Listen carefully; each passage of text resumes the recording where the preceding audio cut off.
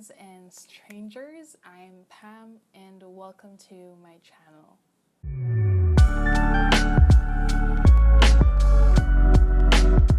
My first video, I will be sharing with you my top books of the year. My 2020 wrapped criteria would be 1. Books that resonated with me or made a huge impact. 2, these are books that I gave a 5-star rating. And 3, books that I'd really recommend to other people. Number 1 is They Called Us Enemy by George Takei. I gave this book 5 stars. And They Called Us Enemy takes us back to World War II, shortly after the bombing of Pearl Harbor, when 120,000 Japanese Americans and those of Japanese ancestry were incarcerated and placed in internment camps until the war ended. The book is told from the perspective of George Takei, and in case you don't know who George Takei is, he is known for his role in Star Trek.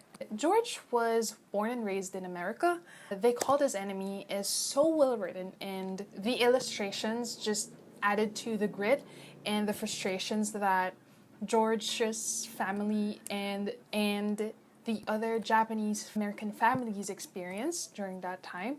And it also shed some light on the racism, prejudice, and microaggressions from white Americans. The second book is this one, The 7 Husbands of Evelyn Hugo by Taylor Jenkins Reid.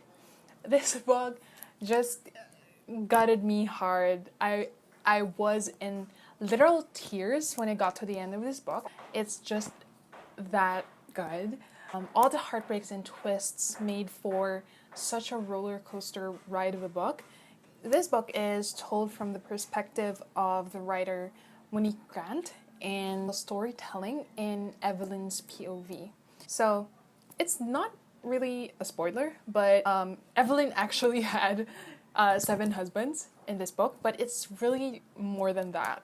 It explored the many awful, many selfish decisions and selfless sacrifices that Evelyn and the other characters had to go through, as well as the heartbreaking events in Evelyn's life behind the glitz and glamour as a legendary Hollywood actress. So if you're planning on reading this, please prepare your tissues.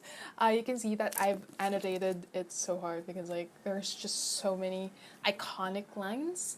So please pick this up. Again, it's 7 Husbands of Evelyn Hugo. Number 3 is The Poppy War by R.F. Kuang. Now, for Asian-inspired adult fantasy lovers and fans out there, The Poppy War by R.F. Kuang is a must-read. You really have to read this. I repeat, it's a must-read. The world building, the character development, and the amount of research that got into this is just chef's kiss. If you also want to feel anxious, alone, lost, horrified, and just feel pure pain, I recommend this. This is a perfect read for you. This is a series, so the next book after The Poppy War is The Dragon Republic, and the last one is The Burning God, which was just recently published. So yes, I recommend this. And I know I haven't read The Dragon Republic yet, but I know I'm gonna love it, and I could see everyone so gutted by the story, especially The Burning God, and I'm kind of excited for that. Excited for more pain.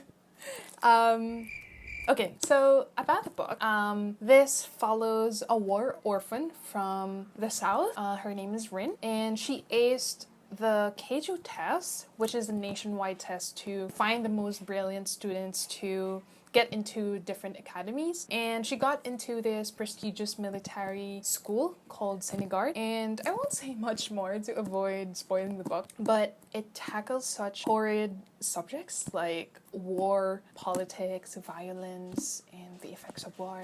Watch out for the trigger warnings though, because although this shit slaps, there are still triggering content in The Poppy War. So again, The Poppy War by R.F. Kuang. Next on the list is Over the Top by Jonathan Van Ness. This one? I listened to this as an audiobook. And Jonathan Van Ness, in JVN for short, is this uber bubbly and positive cinnamon roll of a human being in the Netflix show Queer Eye. But reading this memoir, it was actually shocking and bone-chilling to hear It was actually shocking and bone-chilling to hear him share the deeper and darker truths about his life, like dealing with death in the family, having a history of drug abuse and sexual abuse, as well as depression, homophobia, and toxic relationships. Given all of that, JVN is actually a really admirable person, and I love him so much. He has helped so many people, and he just spreads all this sunshine around, and I love him so much. Again, I love him so much. He has gone through so much, but he still chose to continue being the living sunshine that he is. I highly recommend listening to the audiobook because it is narrated by JVN himself. The next book is After She Wrote Him by Sulari Gentil. I hope I'm pronouncing it right. And I got this as an advanced reader's copy from NetGalley, but it does not in any way affect my review of the book. And I was completely blown away by how engrossing and complex After She Wrote Him is, because it explores this meticulously crafted metafiction world of these two characters, Maddie and Edward, whose lives are somehow entangled by their written creations. So imagine a world, imagine a story about an author, Maddie, writing a book that centers around this character, Edward, who is also an author and decided to write a crime story about a character, aka Maddie. They are aware of the existence of each other, and it had this Sense8 thing going on where they see and feel each other. And don't get me wrong, it does sound interesting and kind of confusing when you think about it, just by hearing about the by hearing about the premise alone. But the concept of this psychological thriller is so fascinating, and it's so well written, and the execution is just fantastic. The next in our list is The One, written by John Marrs, and let me read you just a line from the premise of the book. So, one simple mouth swab is all it takes. A quick DNA test to find your perfect partner, the one you're genetically made for. And it's like Black Mirror shit when you hear about it, right? So just reading the blurb made me blurt out, wow, that's some Black Mirror shit right there. And I just ate this book up. I've read it so fast, and the book follows 5 characters, all curious and desperate in their own ways for a match, for the perfect person that is made for them. And one of the most interesting part here is that one of those 5 characters is a serial killer. It was a really interesting and thought-provoking book. It made me ponder on the hypothetical choices that I would have made if I were in those characters' shoes.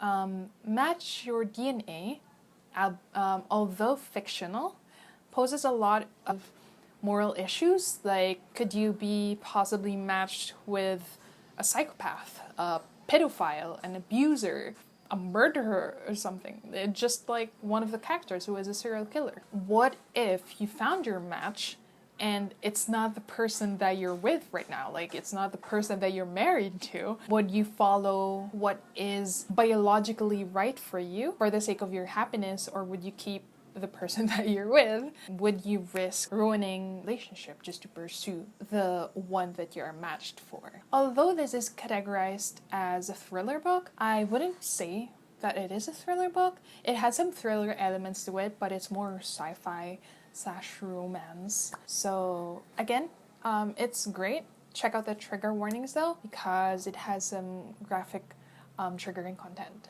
as well. The first one is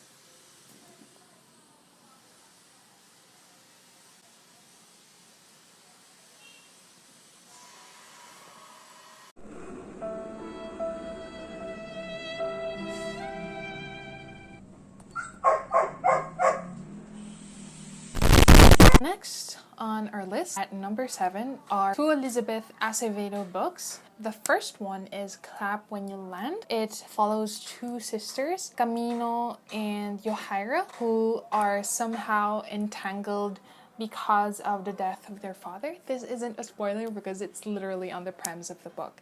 And it's told in verse. So meaning it's the book is in verse form, meaning the book is in verse / poetry form, but it follows the story throughout and from the 2 perspectives of Camino and Yohaira. And it's just so beautiful, heart-wrenching, stunning, and Elizabeth literally can't do anything wrong with her books. She's one of my favorite authors of all time. Every book that she writes is a stunning masterpiece and tugs in your heart and all the gut-wrenching and all it such masterpieces that they manage to tug and squeeze your heart in all the right places. I suggest to listen to the audiobook because it's just so beautiful. It's so good. The next one, also by Elizabeth, is The Poet X, also told in verse, but again it follows a story from beginning to end. It's told from the perspective of Xiomara Batista, who loves poetry, but she was raised by a very religious mother who is not a fan of her doing slam poetry, and all she wants is to be heard for her words to be shared with other people. So she keeps a notebook with her where she writes her poetry, just like Clap When You Land. The Poet X is beautifully written, and I listened to the audiobook and it's fantastic. Elizabeth also narrates the audiobook, so that's an added bonus. Another favorite of mine for this year is Slay by Brittany Morris, and I think the reason why I loved it so much is because it's about gaming. So Slay is about the 17-year-old girl, Kira, who is an honor student, you know, the A+, straight A student by day. But after school, she maintains this game that she developed, which is called Slay.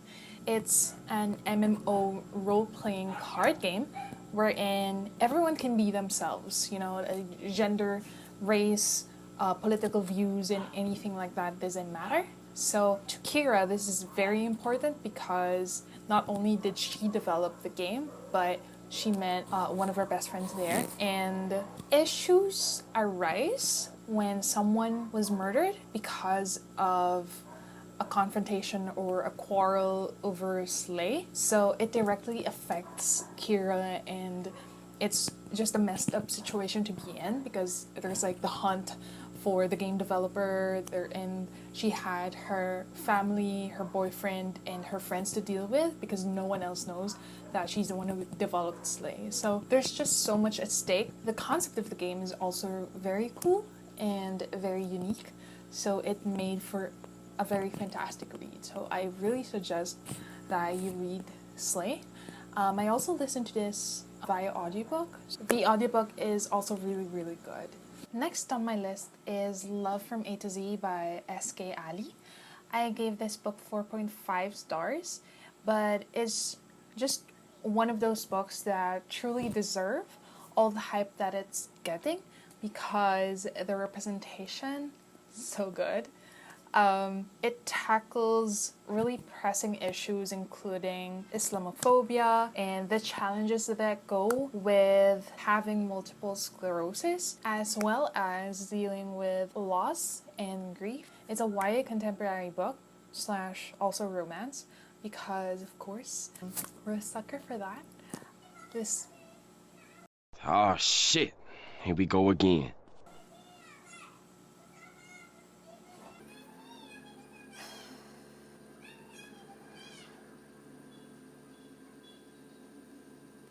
This story is told from different perspectives. So one is from Zainab. She is the only Muslim in her class and she encounters microaggressions and Islamophobia, especially from her teacher, which actually got her in trouble and got her suspended. When she got suspended, so she got an early spring break and was allowed by her parents to go to Qatar, where her aunt lives. And on her way there, she meets Adam, and it's just history from there. It's really good. Please give this a read. It's such a heartwarming but also heartbreaking book to read. When it got to the ending, it's kind of bittersweet, but I wasn't crying or anything, but it's really worth reading, especially when you also listen to the audiobook. Next is Star Wars Heir to the Empire by Timothy Zahn, which is the first book in the Star Wars The Throne trilogy. Surprisingly, it's actually really, really, really amazing. I mean, I wasn't expecting less, especially from Timothy Zahn. I heard mostly good things about him, especially with his books and the earlier Star Wars books that he wrote. Heir to the Empire begins 5 years after the end of Return of the Jedi, which is when the rebels defeated the Emperor, defeated Darth Vader. But of course, in, good old Star Wars fashion, the Imperial somehow always rises in one way or another. And in this case, it's in the form of Grand Admiral Thrawn. This book would actually make you wish/imagine how the Battle of Endor would have transpired if it was Thrawn and not Vader who led the Imperial troop. Because he's just brilliant, absolutely brilliant. Like, he sees things way ahead of you. If the Republic thinks about this, Thrawn is like 4 steps ahead of them. He just has this no bullshit attitude that would lead any troop or any fleet to success, whatever their goal is. And in this case, Thrawn, of course, wants to take over the universe by taking out the rest of the Republic. Although I have a really big soft spot for the New Republic gang, I can't help but root for Thrawn because I just want to see his brilliant plans come to life. Actually, if only I had Thrawn's brain cells, I can imagine what I can do in life. Like, I don't know, maybe I'd be in politics. I don't know. Maybe I could be a better president than what we have right now. I don't know, just saying. Bitch, I'd be unstoppable. Anyway, going back, I immediately wanted to read the next book, but the physical copy is not available in our country, or at least in the bookstore where I usually buy books. So I'll be waiting for that to go back in stock and I'll order it immediately. I really see myself finishing the trilogy because it's just that good. So for Star Wars fans, this is a must-read. Number 11 on my list is a memoir by Michelle Obama. So that's called Becoming. I'll have to admit that I don't know that much when it comes to the Obama administration. So I know there are nuances. I know that there are conversations about Obama being a war criminal and things like that. So it's not something that I'm very educated about. It was so refreshing to read because it's told from Michelle's perspective. She also told the story of how she was raised, how her family dynamics were, how she met Barack Obama, and how she became the First Lady of the United States, and the different problems, issues, demands of being the First Lady. And she also shares the different stories and the different issues and the different events in their lives that were changed ultimately because of Obama's presidency. And I think my favorite part about this is that Michelle is such a talented writer She speaks so eloquently, she writes artistically, and she doesn't sugarcoat the disapproval and lack of interest in politics that she had. She just dreamed of having a balanced work and family life. She didn't just mention the achievements that the administration had, but also the shortcomings and failures of Barack's terms as the President of the United States. And Michelle was able to paint a very vivid picture of the extravagance of their lives in the White House and the privileges that come with that. While also showing that, like us, they're also just humans, that they experience grievances and they celebrate their small and big wins. The last, but certainly not the least, is a webtoon/webcomic called Solo Leveling. Solo Leveling is a webcomic adaptation of the light novels written by Chu Gong, but the manhwa is illustrated by Gi So Young and Jang Song Rak. Solo Leveling is a story about the weakest hunter, Song Jin-woo, and his quest to become the strongest S-rank hunter. Just if you'll just read the blurb like that, it'll make you think like, oh, you know, just another zero to heroes type of story. But Solo Leveling is just so freaking amazing. It's beautifully illustrated. The art is just fantastic. Like, I have no words for this. I loved it so much. I read it with my husband and he also loved it. We just breezed through this because it's just so good. Why we loved it is because it's like a melting pot of everything we love, like RPG and webtoons. The world building, along with the game mechanics, it's not confusing, which is why I loved it. It's a world where hunters hunt for monsters that are located in different levels of gates. The monsters could be like E rank, D rank, C rank, B rank, A rank, and then S rank. So I think it's pretty self-explanatory. Like if you're an E rank hunter, you can just defeat just E rank monsters, and if you're an S rank hunter, you can basically defeat most of the monsters that you'll encounter. So our main guy, Jinwoo, wants to be an S-rank hunter, and he's been an E-rank hunter for years. I think for 2 years, if I remember correctly. So it's his story on how he became, you know, like one of the best hunters out there, and it's just so fun to see his growth, both physically and, I don't know, mentally. It would make you pine for him and also be scared of him, if I'm making sense, because I don't want to spoil anything. It's just so good. It's so fun to read. I highly recommend this to gamers out there who are fans of RPGs and likes to read manhwa. So that's it for my top favorites. It was so hard to choose. I was initially planning for a top 10, but it was already so hard because I read a total of 107 books this year. The corona effect. I don't know.